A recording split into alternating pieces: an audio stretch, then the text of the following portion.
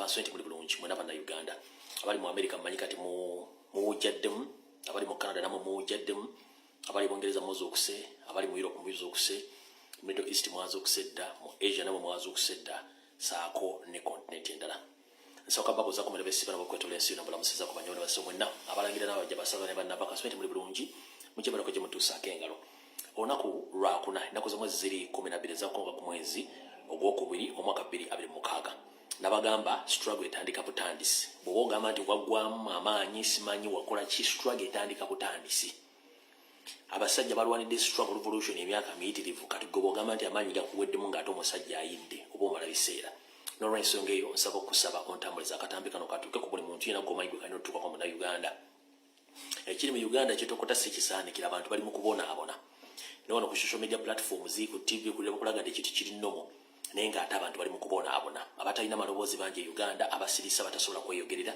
abasirise n'olwensonga eyo njala kutegeeza yesawa tusituke tugenda tandikira tugenda kulandagga nnyo ng'eyajja okusaba eryato nadda mu Lord Akambe ate amala okusaba amala okulitwala ate kati nadda enkimi eryato ng'ate eryato bakoze ki baaligabye dda ekidese kipayopayo akwe kubategeeza nti omulimu gwe mukoze ne gwe mukyakola kukyatambula one njagala okubategeeza nti essaawa zino ssetteeserezo wa Ssemazinga wa Bulaaya gwe bayita European Parliament olunaku lwajjo baateeseza ku nsonga eyoyo obubbi bw'obululu obubadde mu Uganda okutulugunya abantu okulumba banka ga president n'okukola buli kimu ekikyamu ekyava mu Uganda era bo ne bagamba nti okulondebwa kwa Museveni tebakumanyi legitimacy ya Museveni tebagimanyi era ne bakondeminga ebikolwa ebyo wabula olunaku lw'olwaleero ku ssaawa zigenda kubeera 8 ez'e Uganda Parliament eddamu okutuula okuddamu okudisikasinga ebigenda okuteesebwako okukolebwa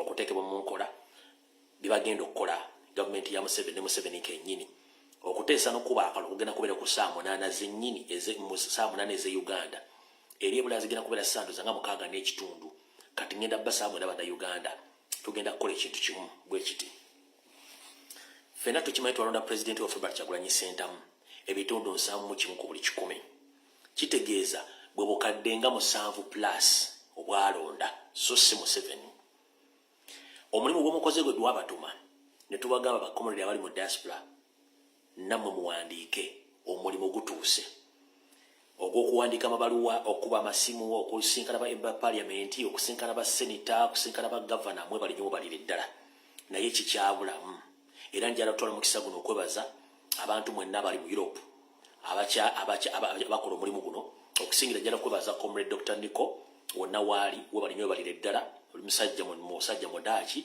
n'ensonga za Uganda zivaako we bali nyo balire ddala so Dr. Nico whenever you are I would like to appreciate the great work towards liberating our country. Thank you very much plus your team. Thank you for the great work. And I'm calling upon the leadership of National Platform in Europe. Please wake up and join Dr. Nico.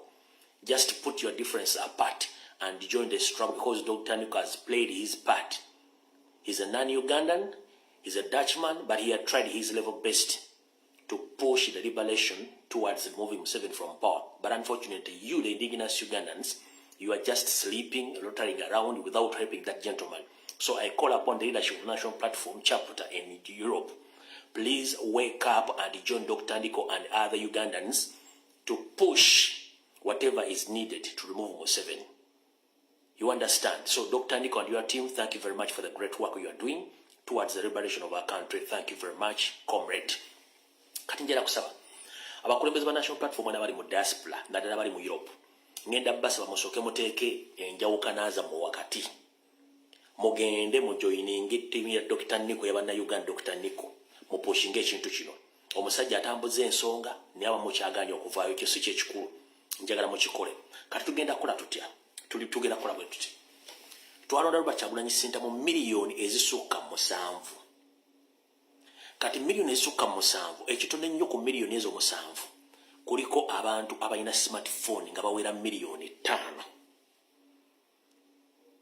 nchiddamu twalonda president Kyagulanyi Ssentamu miliyoni 7+ ne kuliko abalina smartphone abawere miliyoni 5 buli ayina simu smartphone oteekeddwa okuba nga olina omukutu gwa Twitter oteekeddwa okuba nga olina omukutu gwa TikTok oteekeddwa okuba nga olina omukutu gwa Facebook oteekeddwa okuba nga olina omukutu waki gwa YouTube katugenda chikola tutya tugenda chikola bwe tuti nga sitabalagira bakikola ngenda soka ko baza mwenna abaddeko na kulwajjo ba comrade abasobodde okusindika message ne musindika message ngaze mwasindika ku International Criminal Court mubali nyo balire ddala bwe bagezezaako ku blockinga ku live broadcasting ne discussion yabadde mu parliament ya Europe mudde mu gula accounts endala mudde musindike message katugenda chikola tutya muganda wange na joli ngenda kusaba ku ssaawa eziwera 8 zennyini ez'olwaleero parliament ya Samazinga abula regenda okulonda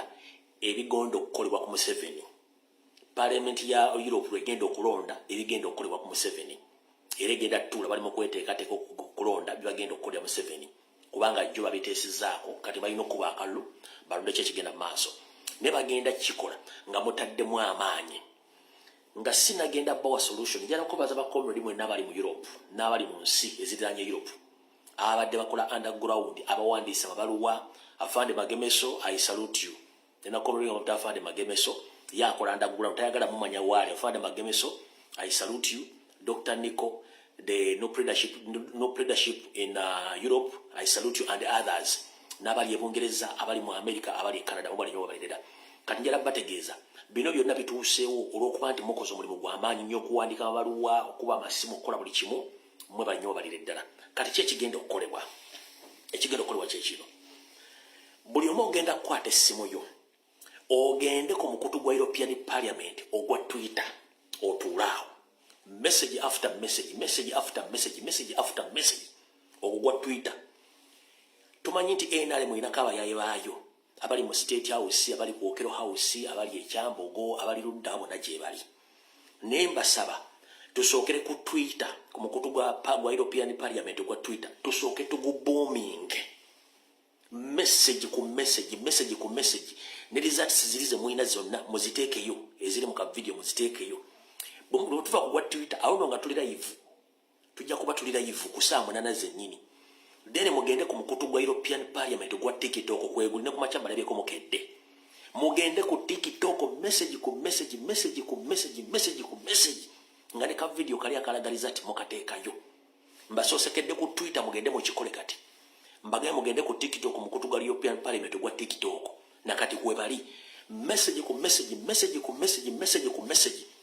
singa abasajja bano balaba abantu nga basukka mu miliyoni 5 across the globe nga basindika message yemu ngeraga mu 70 bamukoyi miliyoni 5 ez'abantu nyingi nnyo n'omuzungu kigenda muyitirirako katusokedde ku Twitter tugimaze ne tugenda ku TikTok nakati ko bali live European Parliament kweri mugende ku TikTok nga kyemukola message muziteekayo eziraga mu 70 yawangula obujuzi mbuteeka bwe mulaba mu ekyo n'ekiyenje nga kya NRM mukiblocking in fact simu ba admin wabula reporting a messages aba NRM zonna muziriporting za NRM zonna buli gomula nga tali ku kozi ya mu reporting mu message customer reporting customer tukumba reporting a message yemu eyo message wagenda mujjako tugenda mu cyber warfare kati mu customer mu messages amangate omwa NRM abantu 10 mumusoka ne muyimirize mu muntu ne musoka mu reporting a message yo muyayo wa NRM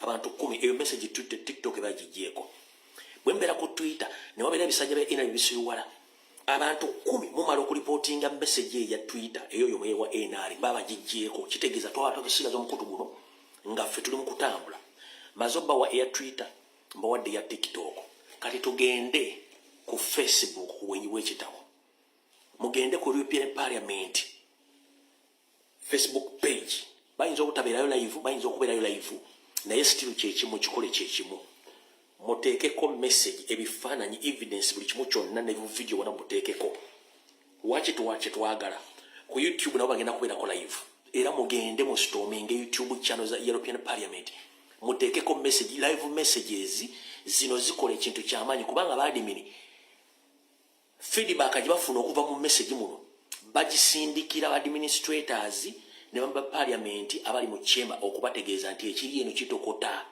kino kigenda bawo momentum nokola kino kwagala okola ki okulaga mu 7 nti abantu bamukoyi lwaki muganda ngenda joli totta kibenga tonna kigene nyandusu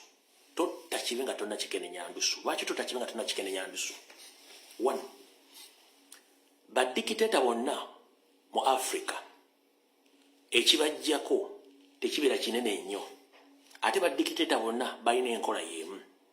Naye okulwanyisa dikiteta ng'amaze emyaka 4 mu nsi, ng'alina ssente empya n'enkadde, alina balobisiti, alina ba agenti, alina abatemu, tekiba kyangu ne bw'okigezezzaako.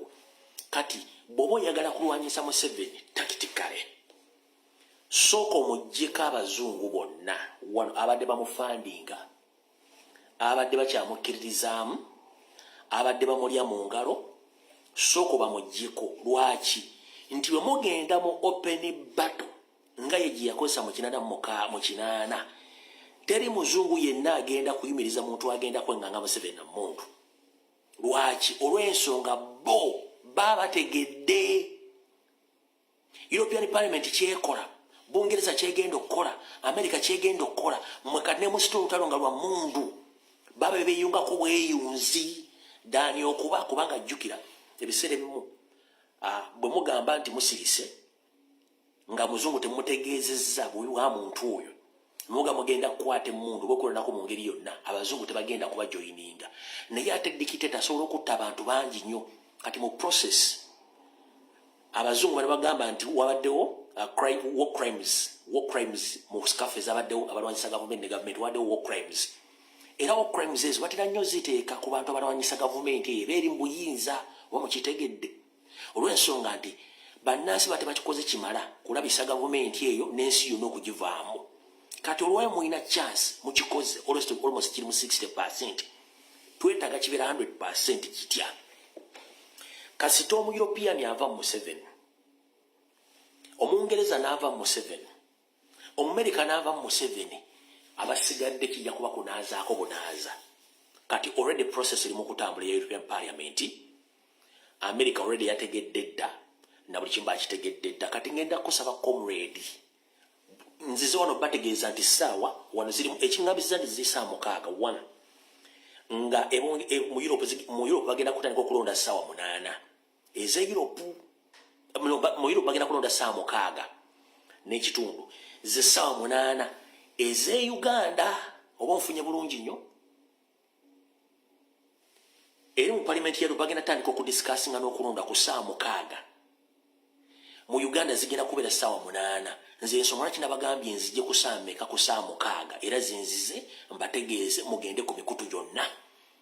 Oba oli mu Middle East, oba oli mu Asia, oba oli mu Africa, oba oli mu Europe, oba oli mu Bungereza, oba oli Canada, oba oli mu America, nkusaba zuukuka. Teweebaka yessaawa zuukuka. Totta kibe nga tonna kikenenya ndusu, yessaawa yokenenya ekibe. Ogenda okugamba tugenda mu liberation struggle oba armed struggle ng'omuzungu takyasobola kuttira Museveni ku liiso. Kyekiriwo essaawa zino, kyekiriwo essaawa zino, kyekiriwo essaawa zino. Mbagambye ku X kwebali mu storming X, ku TikTok live kati kweri eya European Parliament kweri kitokota. Mugende ku Facebook ya European Parliament kitokota buli wamu. Obujulizi mbulina buli kimu kirina, mugende eyo mbeegayiridde. N'otatwagala kusooka kukuula Museveni ku bazungu tumba muggyeko. Tugende omwenganga mu buli kimu nga takyalina kyasobola gamba nsi nga ne buli muntu aga nti mugende bisigadde tujja kujja tubasapootinge. Eyo ngenda kuddayo oba kansooke ngendereyo ddala omwo toke tugende ku nsonga endala.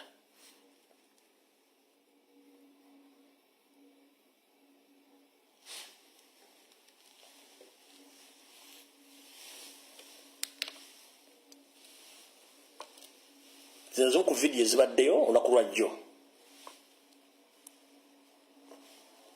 What happened on January 15th in Uganda, the so-called elections, were not an election. Thank you. They were a military operation, and the facts confirm it. Soldiers, acting on direct government orders, raided the home of opposition leader Bobby Wine, assaulted his family and forced the family into exile. Opposition supporters were arrested, disappeared or were killed, including Mesa Kokelo, who was fatally shot while attending a peaceful rally. We are deeply alarmed by reports that the regime has publicly threatened to kill opposition leader Bobby Wine. All these are not isolated incidents. They are acts of terror which are meant to silence an entire opposition. We call for the immediate and unconditional release of all political prisoners and end to military trial of civilians, full accountability for the crimes committed and a real electoral reform. Today, we as European Parliament say clearly, we stand with Bobi Wine, Uganda's opposition and civil society, and all those who risk everything to demand freedom. Thank you.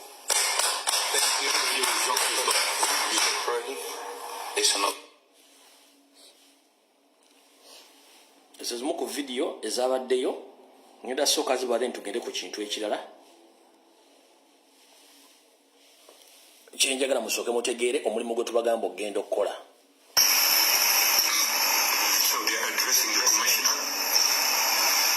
Uganda's president, who has been in power for more than 40 years, has placed the only credible opposition candidate under house arrest.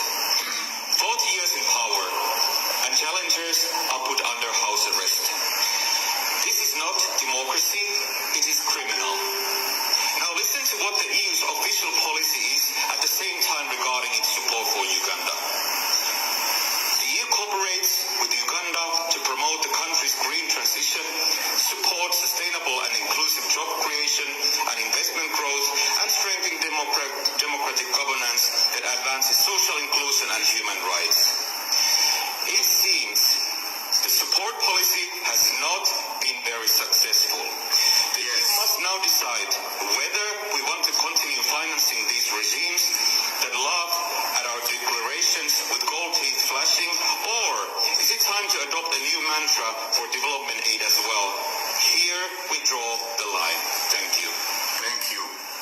Thank you very much, dear colleague. Jara soka bawano tugende ku phase endala ey'okubiri. Tugende ku phase endala ey'okubiri. Kano kawanvu mukko nenjagala mukawoowodde. Kawanvu mukko. Njala mukawoowodde olw'ensonga twagala tugguse ekintu kino olwaleero. Commissioner, I have received 2 motions for resolution to wind up this joint debate. The debate is closed and the vote will be held tomorrow. The next item on the agenda is debates on cases of breaches of human rights, democracy, and the rule of law. Next debate on the agenda is post-election situation in Uganda and threats against opposition leader Bobi Wine. My first speaker is uno de los autores, el señor. Muchas gracias, President. Thank you very much, President. In Uganda, the full subversion of democratic standards, abuse, severe restrictions on civic space, widespread intimidation of opposition figures, fraud, violence, and a nationwide internet blackout. How is it possible that the main opposition candidate, Mr. Bobi Wine, could have been seized by the military in his house and his family and his wife assaulted by government forces? All of this to guarantee a seventh term in office of Yoweri Museveni. It is just unacceptable, and Europe cannot accept this. I must thank all the political groups that we have convened and made a consensus about this. This is, of course, not just about Uganda. It's about supporting the hundreds of millions of Africans who seek freedom, who seek the right for their voices to be heard, who seek their fight for progress and dignity, but are not allowed to do so through violence and oppression. For decades, this European Union has been engaging with our African partners to try to support free and fair elections. I have myself participated in electoral observations on the continent, and I'm very much aware of the challenges. But we need to do more. We have the means to do more, because today it is Bobi Wine in Uganda. Last year it was Tundu Lissu in Tanzania. And next year it might be Alberto Costa Jr. in Angola. Opposition leaders are being persecuted, elections are being stolen, and we cannot allow, as Europeans, continually to close our eyes, and especially our governments who are making economical dealings with the government of Uganda.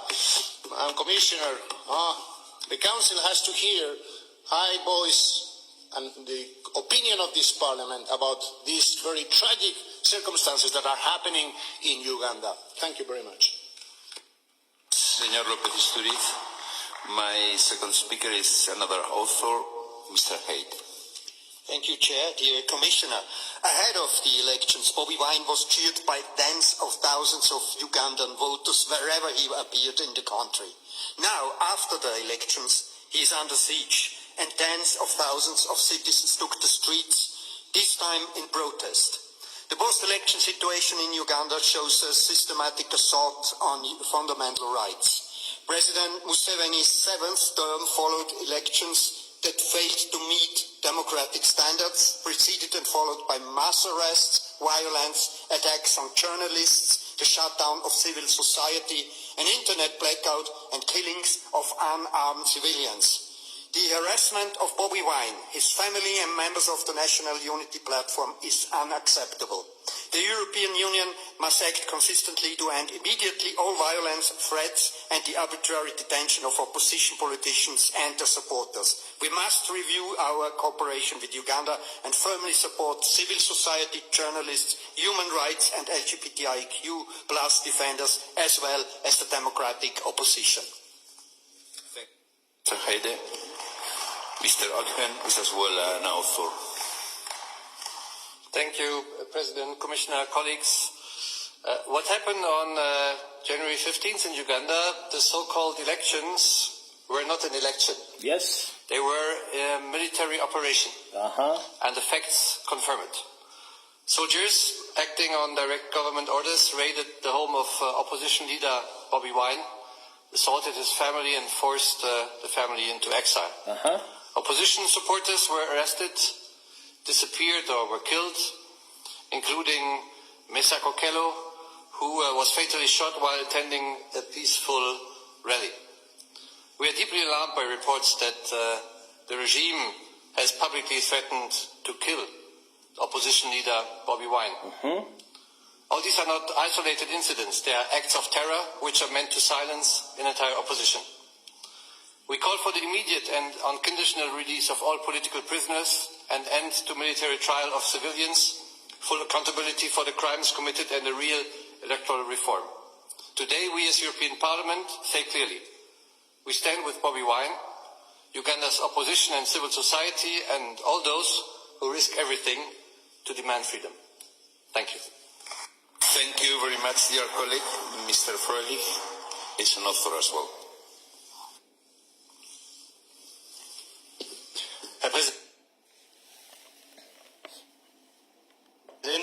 Thank you, President. Idi Amin, former dictator of Uganda, said that he can't guarantee free speech. Critics of the of what's been happening in Uganda really can show that Uganda is an example of post-colonial area. The opposition is suppressed, and in between 2020 and 2024, millions of euros were spent to ensure governance in Uganda. This has led to reactions, and in the end, this is just wasted money. We should focus development policy on economic growth and infrastructure, not just on exports. That will give us access to resources. It's a win-win situation. It's a win-win situation. That's the best way of dealing with it. Thank you. We jump into the second part on behalf of the EPP group, Mr. Schenk.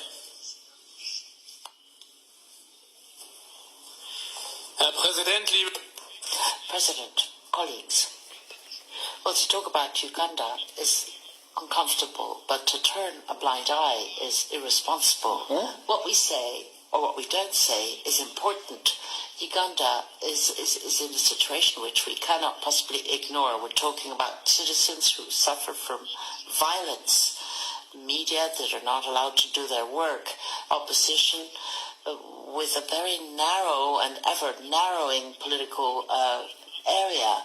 So the elections that have been characterized by imprisonment. All right.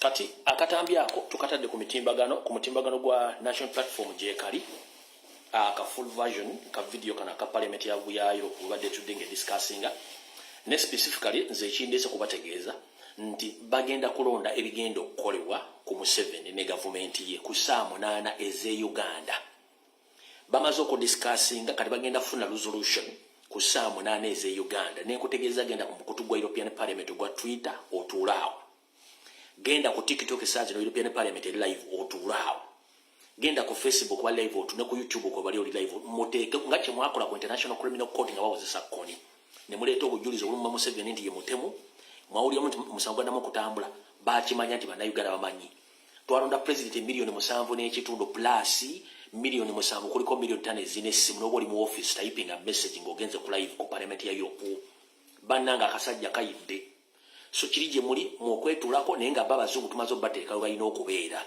kati European Parliament kivuddeko kati njera tegeeza bana Uganda mwenna bali Bungereza bakulembeze ba National Platform n'aba People Power please bakomrade mu Europe bakikoze abo Bungereza mu musigadde naye nga nabo muli mbadde mu kutambuza naye Bungereza wali ekizibu kya Mando Bayi monje Bungereza ate Museveni akola ne ba Mando Bayi yabawe ettaka lya bwerere ambali mu Uganda bakola business kati ba Mando Bayi abo babloka bo Bungereza ile bakolagane Museveni kati ngenda basaba mu itumbi parliament ya Bungereza muwandikire buli MP w'ekitundu kyoli twetaaga okubanga ne parliament ya Bungereza etegedde bikolobero bya Museveni tibiyitiridde dentu yoka tugende mu maaso kati tutamujjako mu European netumujjako mu Bungereza netumujjako mu America netumujjako mu Canada kiba kitegeeza ene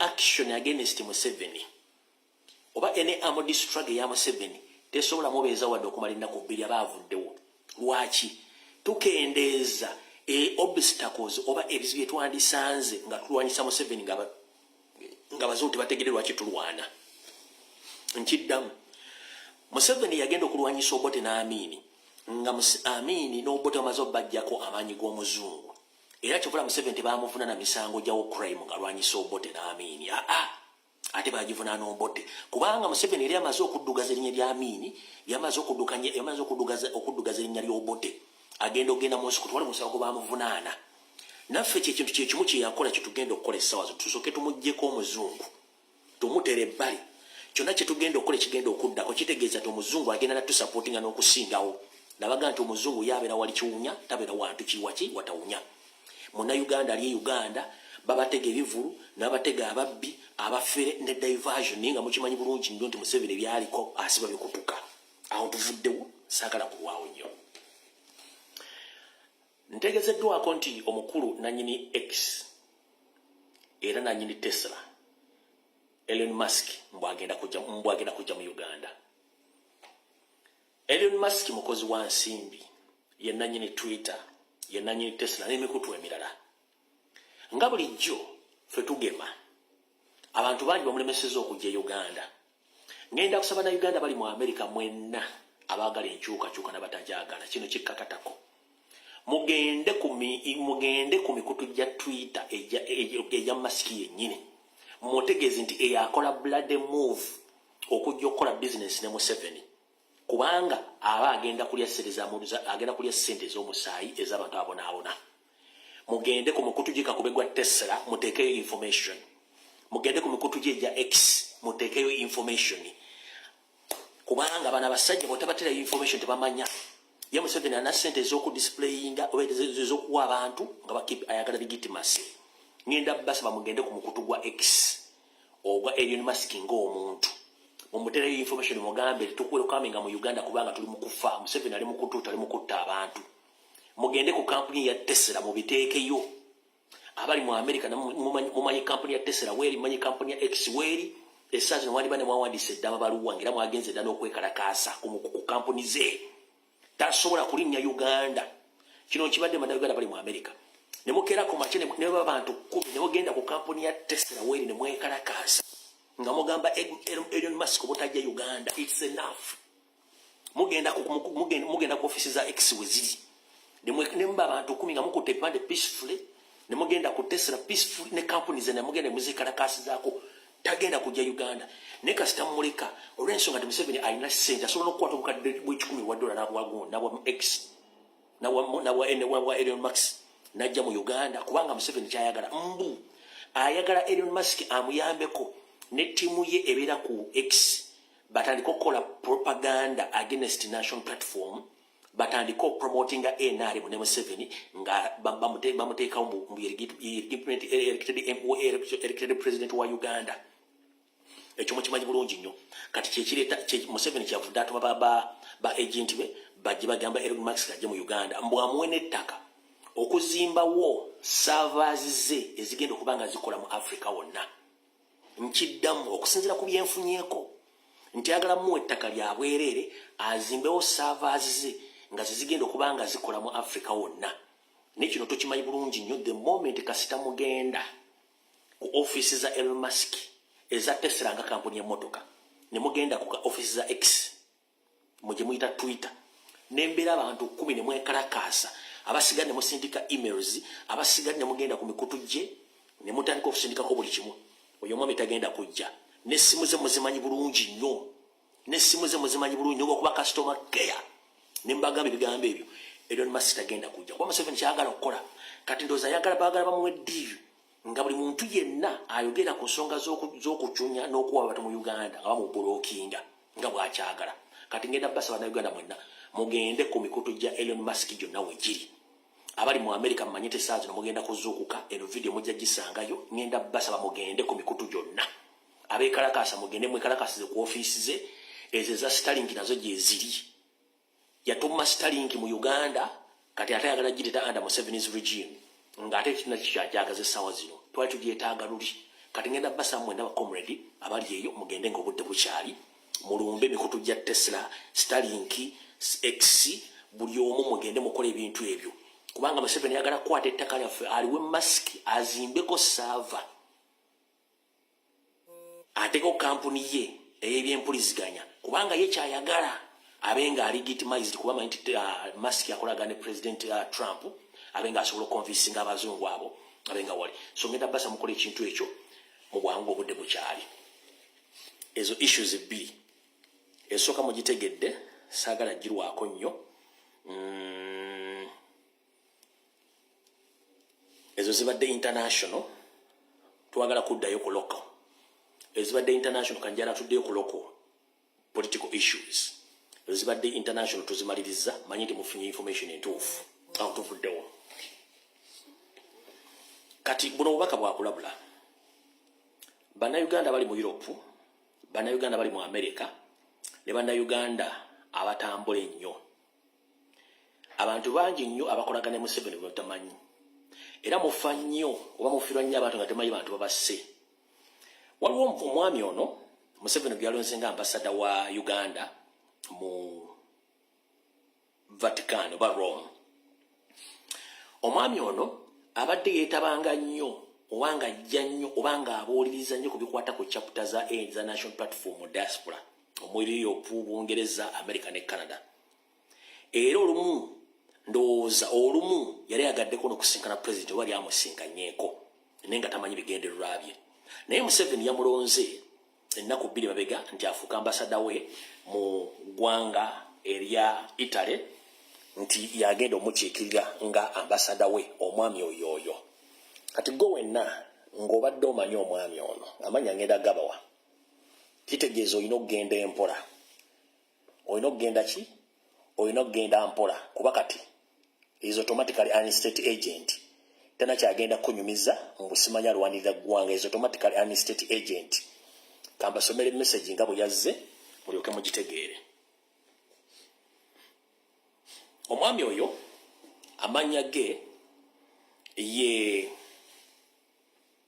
bamuyita Dr. Anthony Sembatya Kimbowa nti ono Ugandan born in Germany the first president ambassador to Vatican amanya ge ye Dr. Anthony Sembatya Kimbowa a Ugandan German born as the first resident ambassador to Vatican Museveni yamulonze nga ambassador we kati gwe abadde adiringa naye ng'omukubira amasimu sime biki kati kimanye nti okoza kamanye ng'akoza n'owebbwa omwami oyo state agent kati yafuuse ambassador wa Museveni mu mu ggwanga lya Italy mu kibuga Roma kati abadde badiringa naye mu abenkyukakyuka mu kitegere temudiringa n'omuntu omukyamu kati kubanga eno security mulina ogitegera temulina okwebereramu amannya ge nga baddiremu ye Dr. Anthony Sembatya Kimbowa kati ya ambassador wa Museveni mu Vaticani mu kibuga Roma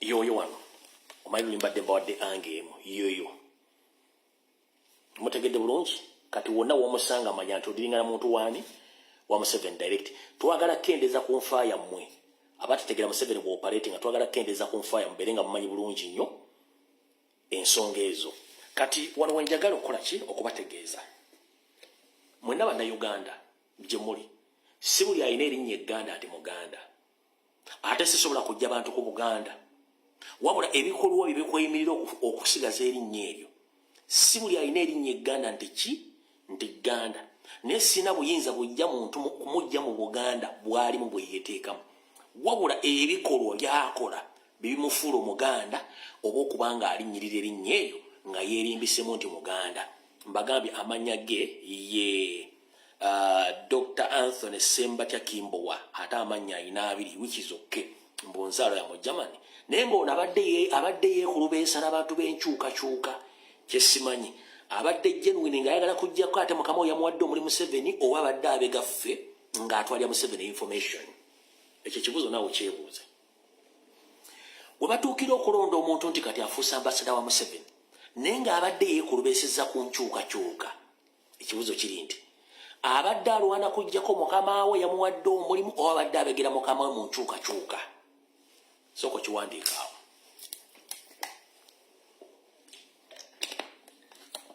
nkikubuuza ono abadde yeekulukuusa nnyo ku bantu b'enkyukakyuka mu Europe naye kati Museveni yamuwadde omulimu ya ambasada mbuuza abadde alwana kujjako Mukama we yamuwadde omulimu oba abadde abegera Mukama we Museveni ng'abega mu national platform nga Zewani ewa Museveni kuba kati bamuwadde omulimu automatically agent wa Museveni ekibuzo kyebuuze ng'okyeddamu nze ku lwange nga nze abadde agent nga tetumumanyi kati agent tumutegedde kitegeeza abadde spy kubanga bw'obanga abadde yeekulukuusa ku nkyukakyuka lwaki yakkiriza omulimu gwa Museveni n'asinkana Museveni kitegeeza nti abadde abega abadde ki abadde embega ekyo nakyo mukitegedde oyo ne temuvuddeko tetwagala kulwawaawo kati kambawo wana amawulire oluvannyuma lwakawedde ba agenti ba Museveni bangi abali mu opposition wattu embeera ebafuukidde ekyambika okusinziira ku information gye mbatedde ku mitimbagano neyavudde munda mu sources kigambibwa mbu omuteeketeeke era omu ku bakulembeze ba omutiso Ddugge omukulu Abedi Bwanika kigambibwa nti ebirowoozo byamuyitiriddeko bwe byamuyitiriddeko ne bimuyitako n'ayiika amadinisa era we twogerera mbu Abedi Bwanika baamututte dda ali butabika bali bukanika windows balaba basobola okudda engulu nga kino kyavudde okuba nti yawangula mu kalulu ate ng'ayogera ebigambo bingi nnyo nga byolekeza enkyukakyuka era ne yeewaana nga ne ssente yateekamu mpitirivu omwali okuwa abalonze emmwanyi essente enkalu n'ebintu ebirala nga byono byayo ng'oyagala akalulu wabula okusinziira ku family sources ne bannamuli abeesigika baga nti Dr. Abedi Bwanika yatwaliddwa dda mu galagi ebutabika gye bajjanjabira emitwe basobole omukebera oba windows zikyali zeetaaga update oba zeetaaga kuyira ddala message esoma bwete According to some family members, Honorable Abedi Bwanika has been admitted to Butabika Hospital. The sources disclosed that after elections, Dr. Abedi Bwanika has been facing immense depression and depression. Bwe bati bwogedde ndowooza olabira ddala bulungi oluvannyuma lw'akalulu Bwanika yayiika amadinisa.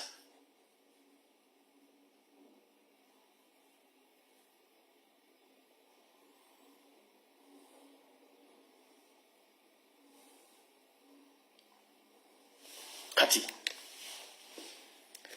oddamu okwebuuza lwaki Yusufu Nsibambi yatemye emiti gy'amasannyalaze. Oddamu okwebuuza lwaki Yusufu Nsibambi transformer yazitutte, amatala yagaggyeko, ne kabuyonjo ez'olukale ze yali yateekera abantu mu constituency yaziggadde. Eyeeyita omugagga akalule kamuluma nnyo n'okusinga abaakasoko kwe. Kitegeeza abasajja bano bali mu depression. Baŋŋambyeko n'abala bangi nnyo tebakyalabika, naye ensi bw'etyo olw'ensonga ab'oteeka feeling ennyo mu kintu ebiseera ebisinga ofuna ekizibu. Njagadde obategeeza officially Dr. Bedi Bwanika mbu oteekawo mboka disclaimer n'olekayo window to mbu yayiisa amadinisa afulumisa information ku mutimbagano bw'amaze ogifulumya family members bamukube mugamba ajjayo post gy'okoze naye fulole tubeera ku mitimbagano nga tulinze agenzo gidiriitingayo ng'olule twamaze ogifuna ng'esoma ng'embagambye nti dokita yayiise amadinisa. Kati katugendeko ku omukulu Abedi Yusufu Nsibambi beyava nakola propaganda ku Dr. Zena Zedriga Vice President waliwo comrade waffe yazze nakola video nakola clarification nti kikyandibanga noono Yusufu Nsibambi naye ali mu depression okuwayiriza enkyukakyuka. Njagala muwe information mujule bulungi nga mujjukira nti Yusufu Nsibambi yazze ku TV nakola propaganda nti n'abanuupu babadde mu State House nga n'ateekako ne Vice President naye ng'ate Vice President waffe teyabaddeyo oba teyaliyo. Vice President waffe mukyala Dr. Rina Zedriga yasinkana abannaddiini ne badiscussinga way forward naye so teyasinkana Museveni. Kati omukyala ono agenda kuwa information entuufu mwagirabyeko ne temwategedde wagiyakomekkereza yoono wano kaabanyonyole bulungi nnyo.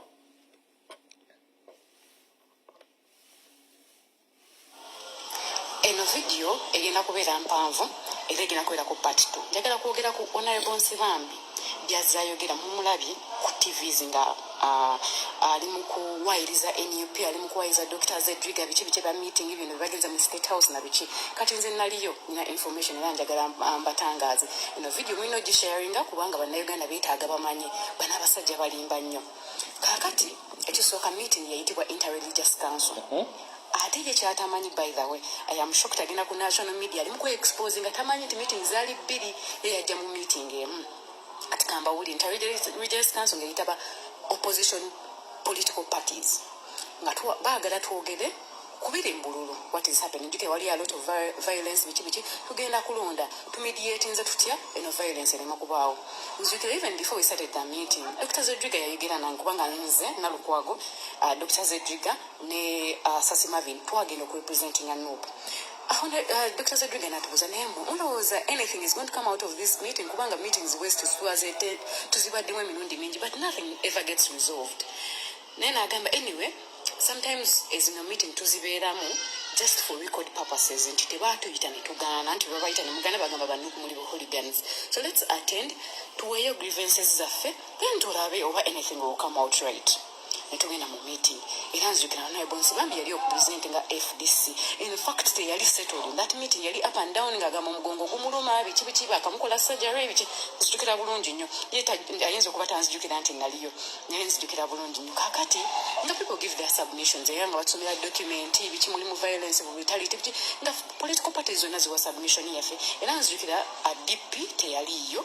I think DP ne political party ki I think DP ne UPC of which in information najifuna eri omuntu omu nyangamba some political parties baziyita nezisaba transport allowance. You can imagine they call them for the dialogue and they ask for transport allowance. So I was not sure kuti ezimu tezajja.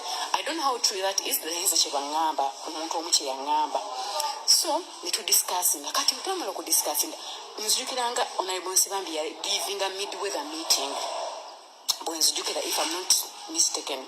Eno resolutions ezaali za meeting netwogera ku bantu baffe bebawamba netwogera ku bantu brutality biki naye meeting waliwo complaint rush to discussing bino ebintu byonna nga party etulituusaako bino ebintu byonna teriiwo.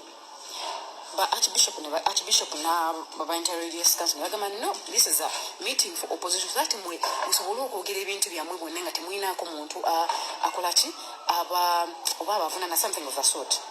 Era mweyo meeting I can tell you waliwo political parties zezagamba they are okay with the status quo kuti balina buzibu ekigenda mu maaso kyonna it's good for them ngera bagamba how come nti bali be bawanya munyaffe tebatubonyaabunya that means bali be balina obuzibu.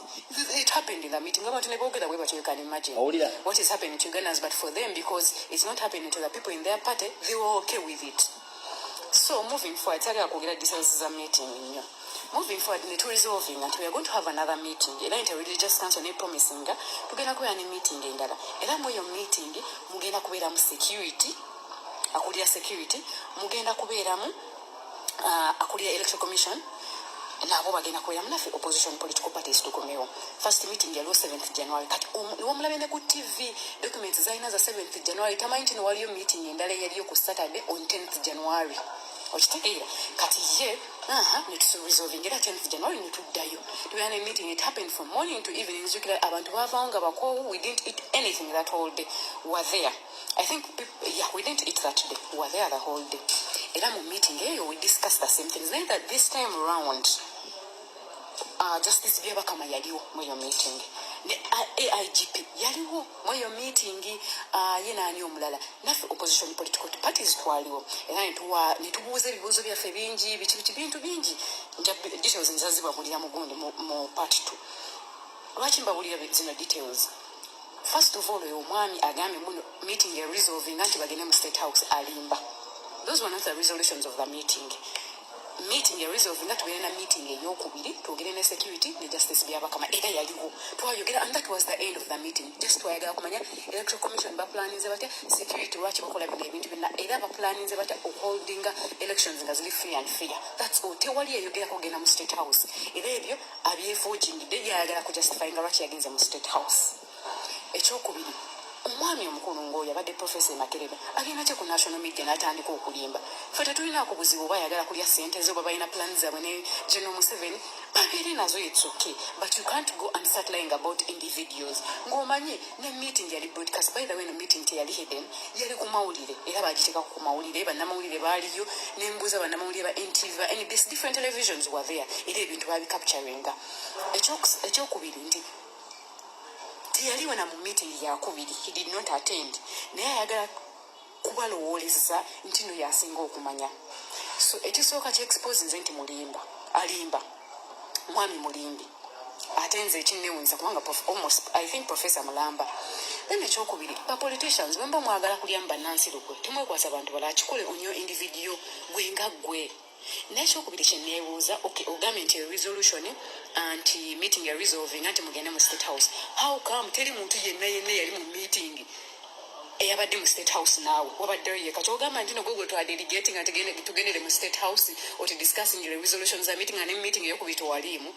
How come Latif Siragala teyali mu meeting? What was he doing in State House with you representing us? For a meeting he did not attend. Olowooza tuli basirwe? Abantu abamu balowooza tuli basirwe nti bw'otunidde abantu beyagenze nabo mu State House bonna teri yalimu eyo meeting okujjako ye of which attending a meeting na mubweti katwaki yekwasa nti mu meeting ya resolving ate n'agende mu State House. So part 2 ejja mugirindirire. Alright, ndoza mbitegedde kati wano waliwo abakoze comment. Mala abantu bawandika comment. Omuntu agambye nti Abedi Bwanika afuuse mugangatika. Ekyo si ekikulu kye kino. Comrade Nalukwago ogambye Yusuf Nsibambi alimba. Imagine the professor. Tawulira engombo ku social media zigamba professor obijjawa. Goloze engombo bana bayiya njiyi. Engombo gye ziri. Comrade Nalukwago we bali nnyo kubanga tuwadde clarification yeno ku bulimba bwa Yusuf Nsibambi. Kubanga bana abasajja babatuuka eyo omulimu gwabwe gubadde gwa propaganda blackmail against Robert Kyagulanyi Center National Platform. Naye kati olw'okuba nti meeting mwazirimu okoze clarification n'ekyenjagadde okugamba mu katono waliwo engombo eri ku social media egamba nti professor obijja wakati goyita professor, yes is a professor Makerere University asomesa amateeka, naye waliwo engombo egamba professor byoyogera obijjawa. Kanandi badde omubuuza professor byoyogera obijjawa kubanga be basajja babadde mu opposition ebbanga lyonna nga bali enkomu opposition nga bakolagane Museveni lwakuba nti kyamuyitiriddeko ne bamusindika nga era depression n'agenda ayokya n'ayogera buli kasasiro yenna bwe yagadde okwogera era tekyali muntu asobola muwa makulu nabagambya n'amanya ge yeetuuma nsibambi tamanyi kyekitegeeza nti ensibambi ediba mutere we yaddiba era yayiika yavunda era ne mugamba olunaku lwajjo teri muntu yakusindikayo kugenda kuteesa wagendanga ggwe olwa personal interests olw'ensonga nti abantu b'okiikirira ab'emawokota baakugoba ne bagamba tetwagala genda kati yagendayo ngaani watemera amasannyalaze n'ogajjawo n'osimula amazzi mu ttaka toyi n'ozigala abantu okukyamu okufuka mu matoyiyo n'ogamba ogenda kuzimbako ennyumba ogiteekeko bagale nga tewali muntu akutuukako ebyo bizibu byonga ggufe tetulina buzibu na kuzimba nnyumba oba ozimba n'antaana webakerumu kiggwe nakyo tujja kutegeeza nti wagenda so n'oyo muvuddeko njagadde mbwa clarification about propaganda blackmail w'omusajja oyo gwe yayolesa ku tv n'obulimba bwe n'abasajja abalala oyo naye mumaze era eyo kanjijjemu nayo kubanga twagala bawa information kati okusinziira ku discussion zibadde mu parliament ya European Union leero zigenda okubeera mu kuloda saa 8 kuba njagala kubata mangu abasajja bano batukondemminga nti tuseka nga bafudde indeed tulina kuseka nkiddamu indeed tulina kuseka tukole tutya mututta mututta ne mwogera nga mwagala mututta ne mutulangira mutuwamba ne mutulangira kati bwe mufe mwagala tukole tutya of course omuntu akola obubi olina musekera ne bwafuna ekizibu kati tujja basekerera ne bano abantu arrogant tajja nayogera ku podium nti government mulimu gwayo kutta kuwamba mwawulira Dombo ng'ayogera ye kennyini bino bigambo bya Dombo si byange ono Emmanuel Dombo wa NRM ng'ayogera kasasiro wewulira abantu tibabawuddisa government zikwata government zisiba ate government zitta wange ebigambo ebyo nabyogerera wano wennyini wentudde nenkugamba n'okugamba nezitukiza abantu nti ffe ng'abakristu n'abakristaayo otukeera ogendera mugongo kunakula abajulizi abajulizi abo tebaatibwa bamalayika baatibwa gavumenti yaliwo kakati nempa abantu amagezi konze CDF abanga yafulumiza ekiragiro tugenda mu kulonda muwulirize ebigambo kubanga Katonda yatuwa amaaso n'amagezi tugakozesa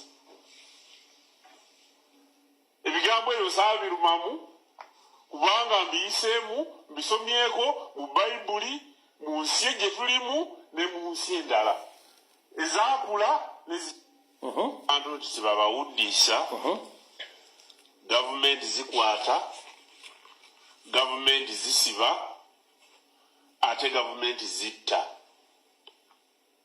wange ebigambo ebyo nabyogerera wano wennyini wentudde nenkugamba n'okugamba nezitukiza abantu nti ffe ng'abakristu n'abakristaayo otukeera ogendera mugongo kunakula abajulizi abajulizi abo tebaatibwa bamalayika alright oyo mwa moita Emmanuel Dombo bola byayogera era otegerayo ddala nti eno ndombolo ya Solo kati mukulu ndombolo ya Solo eyayita Emmanuel Dombo n'ogwo omuntu omukalubu weetisse ebigambo bino bigenda sisigalayo ku rekodi ng'okonfaminga nti gavumenti zitta gavumenti ziwamba ssemateeka wa Uganda omuwandiika asoma ki mulimu ekigambo nti gavumenti etta gavumenti ewamba kale mukulu ndombolo ya Solo n'omuntu omukalubu weetisse olunaku lw'onoofa abantu bajja kubeerawo bazze obutambi buno sirabangayo abamu ku baana bo b'ozadde oba mukazi wo oba abaana bo oba baganda bo nga batusinikira ebinnyo mbu bannayuganda beeyisa bubi okusanyukira ndombolo ya Solo ng'afudde nno kubanga kyoyogedde mu bulamu bwo kyekiri pulizentinga okunyolwa kw'abantu ku lunaku lw'ofa kati mukulu ndombolo ya Solo oba Emmanuel Dombo banze nkuyisa endombolo ya Solo olunaku lw'onoofa buno butambi tugenda buzza tubuzanye famire y'enyiige abantu baseke famire y'enyiige era ne muttako gyasangayo abanyiivu yegye emizimu egidda ku ngulu nga giremeddwa wansi kubanga abaagisookayo baali bagirinze so mukulu ndombolo ya Solo Emmanuel Dombo ebigabo byogedde gye biri mu archive bijja kubeerayo so kati ffe tusobola tugana kuseka nga gw'ofudde ate si gwe munene alimu kiro ng'enkumi 2,500 gwe bagenda okulya ku idi eno egenda okutandika wiiki ejja kati kijja kuba kizibu nnyo famire y'okugumiikiriza okuwunyako n'ogwo omulambo omunene ogulinga ng'oguva e China ng'oyogera bigere ekisiru tujja kuseka abantu bajja kuseka ate ffe mwana waffe ne bwe tuba tufulire museka kubanga bwe mutta abantu baffe mutula mu miitingi zammwe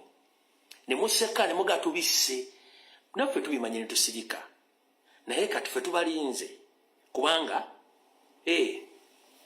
ayina emmere tabulwako bayala bakwasa naffe tubalinze wano abantu bajja kuseka abaana bwe banyiige batandika okukola tweet mu bannayuganda empisa zaasiuka basekirira abafu lwaki ogambye nti gavumenti etta gavumenti ewamba gavumenti ebuzaawo abantu kati mukulu ndombolo ya solo ffe tetulina buzibu ku lunaku lw'onoofa oba nange ndaba siriiwo ekisooke nange ne bwe mba nfudde nga ndaba enyiiziza baddembe okusanyuka kuba kiri vice versa okitegedde bulungi nnyo so ndombolo ya solo olunaku lw'onoofa obutabi buno bugenda kuvaayo abantu bakole ki baposting nesirabangayo kyanakyo oba ekizeze engeri kyonna kyozaala kabere mukaziwo nga bazze kuno bakola mu comment section nga bagamba mbu simanyi mweyisa bubi bino ebintu gwosobola obyogera n'obuli abantu abaana bo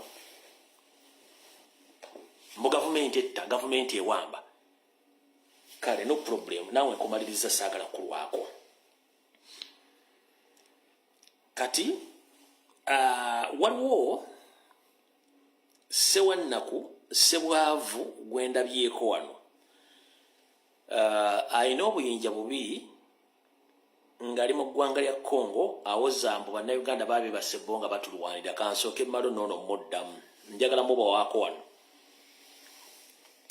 ono mmanyi akatambi kana ajja kkalaba omwami bino byayogedde muliyo mbwe abaana bagone simanyi biki abasirikale tebalina magezi biki naye nga tubafiirira musobole okwebaka otulo musobole okwebaka ne bakyala bammwe musobole okwebaka ne famire zammwe naye nga ffe tuvaako nga UPDF ffe tuvaako okulabika nti omwana Uganda omwana nchi wa Uganda yeeyagala ensi yaffe ng'ebeera n'emirembe kyetulwanirira teri kirala ate kyetulwanirira ffe nga ffe UPDF tugezaako kulwanirira abantu baffe kubeera bulungi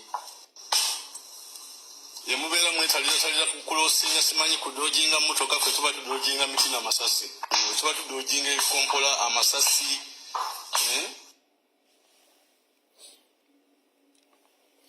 alright mukulu amannya go tewagoogedde kuba kuliko UPDF ogambye bannayuganda baabebase mwenga muli mu kulwanira ddembe bo bebake basale enguudo bo badojinga masasi na miti bo bali mu kutambula mu kkubo ekisookera ddala mukulu tukulamusizzaako gye baliko gy'osiiba gy'otuusaako engalo kubanga egyo mirimu gjonga gwe omuntu ogwo mulimu gw'oli mu kukola naye togukolera bannayuganda ogukolera Museveni ng'omuntu wano amateeka amawandiike mu Uganda gasoma nti ejje lya Uganda okufuluma Uganda ogenda ebweru bamala kuyita mu parliament mwe Congo mwayita luddawa nga mugenda parliament ey'abannayuganda yabafulumyako ogenda e Congo muli ku personal gains ne personal gains za Museveni ne personal interest eza 50 Actus Master Program kati goli musiwufu olinga ekyangwe osula bweru ku personal interest za Museveni ne so siza za Uganda era kyovula temukyasula nnyo mu tenti abaana bamwe tebagenda kusoma kuba mulina obusiru okimanyi bulungi nnyo nti oli ku mulimu ogwa Museveni gwe yakuwanga omuntu eggwanga Uganda terina lutalo lwonna luli official na ggwanga ddala muli mu Congo olw'ebigendo bya mukama mmwe Museveni so si ebyo bannayuganda Uganda teri mu lutalo na Congo twongera okujjukiza ne ssente z'oli mu kulyako ne uniform gy'oyambadde yaffe era singa sife bannayuganda singa ne Congo toliyo kubanga ndibadde otambula bwereere twagala okujjukiza ffe tetulina amagye ga UPDF tulina baffere n'ababbi amagye gandibadde gatasadde bannayuganda tulina bakozi ba Museveni nga kampuni ye eya National Rwandese Movement gye tulina okitegedde kati namwe muli bakozi ba National Rwandese Movement NRM National Rwandese Movement gye mulina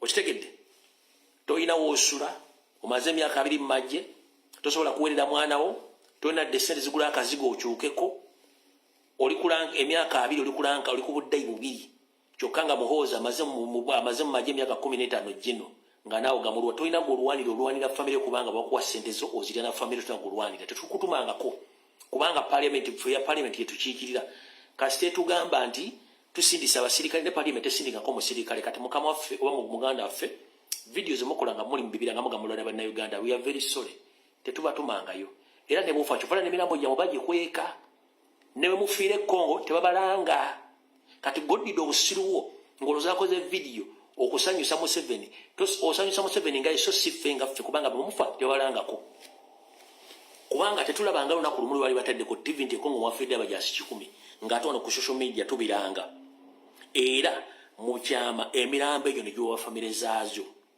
nga naawe mwoli kubona otira ofuuka omulambo essaawa gyonna siko obusiri bw'olina buliko ne power bank mukulu naawe onotira ofuuka omulambo essaawa yonna siko obusiri bw'olina buliko power bank oyambadde yunifoomu y'eggwanga oli Congo mu bukyamu osinika binnyo naye nga ne ssente z'oliko ezikutwala Congo sente bamukolera Museveni kugaziya Abanyarwanda kutwala nsi yaffe nabo bannabyabufuzi bonna mbagamba bwe mutaasituka kutegeera nti mission y'abana basajja bajja kuwamba ggwanga kubanga ekibiina kya ENA bakiyita National Rwandese Movement Social Resistance National Rwandese Movement kyekibiina ky'Abanyarwanda kyovola nti buli muntu yenna kati ne mu Buganda abasinga obungi abatutte ebifo bonna Banyarwanda wadde bayita Baganda manya Banyankole manya bonna Banyarwanda mukitegedde bulungi nnyo kati n'olw'ensonga eyo njagadde mutegere ensonga ezo ng'obudde bukyali musobole okumanya kati mumanyi Museveni byasinga okutya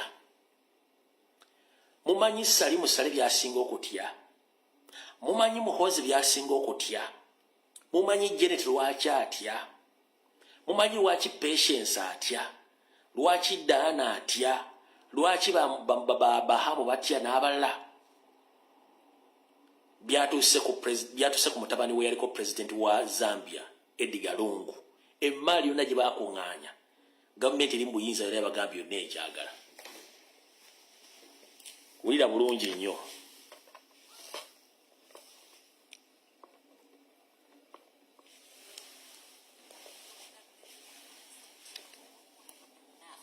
kooti okuwamba ebintu bino Zambia kooti ekamaze bweragidde ebyobugagga bye yali president okubiwaayo byonna kooti okuwamba ebintu bino ebibalirirwamu akakadde ka $3,000 nga biddukanyizibwa mutabani we Dalitso Lungu mu bye bamulagidde okuwaayo mulimu emmotoka ensajja 79 poloti 23 ez'ettaka semaduuka ennyumba ezisulwamu mu kibuga Lusaka wamu n'essundiro ly'amafuta kooti egamba nti omutabani yalemererwa okulaga bwe yafuna ebyobugagga bino Edgar Lungu yakulembera Zambia emyaka 6 okuva mu 2015 wabula omwaka ogwaggwa mu June yafiire South Africa gye yali ajjanjabibwa abooluganda lwe baatandika okugugulana ne gavumenti ne balemesa okumuziika mu bitiibwa by'eggwanga nga baagala aziikibwe South Africa. Yesterday, the Economic and Financial Crimes Division of the High Court forfeited to the state a number of properties. And today we've seen a few of them. We saw a filling station in Jack Compound. We've seen some vehicles, some trucks, 4 Shackman trucks, which are parked at Lilai Police. And we've seen this house. And we'll be seeing some other properties tomorrow, which is the second phase of this viewing. The DPP has a strong stance on asset recovery. So this is something that is going out there to show that criminals should not benefit from the crimes they commit. So we are touching where it hurts most. Abooluganda balumiriza nti Lungu teyayagala President Hakainde Hichilema eyamuwangula mu 2021 okuba ku kuziika kwe. Kooti egamba ku ssente ze yali afuna tasobola kuba na byabugagga bino byonna. mu 2024 kooti yalagira eyali mukyala wa Lungu Esther Lungu okuwaayo byonna bye yali alina okuli kalina 15 ezibalirwamu obukadde bwa $3.5. mukyala wa Lungu akyali South Africa oluvannyuma lwa bba okufa era baajulira mu kooti ensukkulumu ku ky'okuwa gavumenti omukisa okuziika bba mu bitiibwa by'eggwanga era omulambo gukyali mu funeral home mu kibuga Johannesburg. Download the Soul Media app from the Google Play Store and the Apple App Store.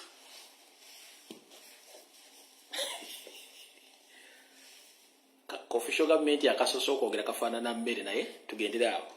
Kati ebyo bitiisa Museveni ne famire ye ne Janet buli bawuddako nti waliwo ekijja okujja gavumenti ya Museveni bagatufudde emaali yonna bagenda gitwala.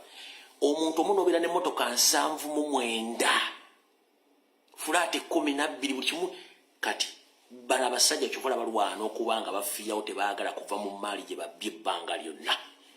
Anyways, njagala obbaleka mugende muli lanchi nga mwetegekera ogenda okuba nti mukola ki ne bula akafamira katutawanya bannange kaako bulaba akafamira katutawanya kaako kaako kuliko sitaani omukulu kuliko sitaani n'abasitaani ne busitaani bonna bututawanya buno kaako kafamire kaabwe kaako okalabye kaako akafamira katutawanya okalaba kuliko sitaani omukulu n'abasitaani n'obusitaani bonna kafamire keti katutawanya.